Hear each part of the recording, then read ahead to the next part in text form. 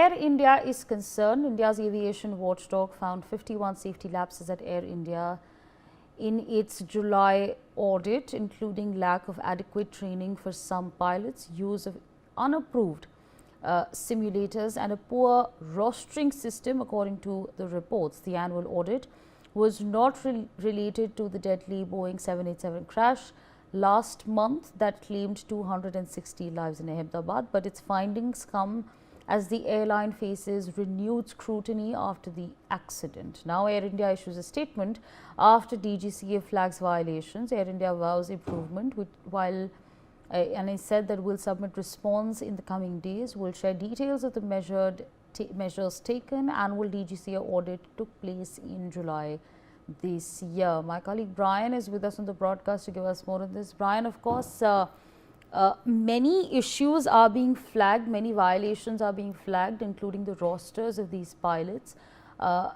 Obviously, their health, their sleep is a matter of concern. That's what's been flagged to the Air India. And Air India is saying that they will be submitting a report with the measures that they are going to be taking to solve this problem. What more can you tell us? Clearly, Sabri, now India's aviation regulator, the DGCA, has flagged 51 safety violations at Air India during its annual audit that was conducted in July. Now, very important, the lapses also include inadequate training for some pilots, the use of unapproved simulators and flaws in crew rostering systems, while the audit was also part of a routine safety assessment and clearly not directly linked to the tragic Boeing 787 crash. But the findings come amid the heightened scrutiny of the airline safety protocols. Now, very importantly, like you were highlighting also, in response, Air India has issued a statement acknowledging the audit and pledging corrective actions, and said that they are reviewing the DGCA's observations in detail and will submit a comprehensive response in the coming days, and measures are already initiated to address some of the issues that will be shared with the regulator. Now, very importantly, as per sources, it also indicated that the DGCA may even take corrective or enforcement action if the airline's response are found insufficient, and this also marks another challenge for the airline as it seeks to modernize and expand its operations. Yes. Absolutely, Brian. I also want to understand from you, of course, the fact that there are 51 violations that have been put forth.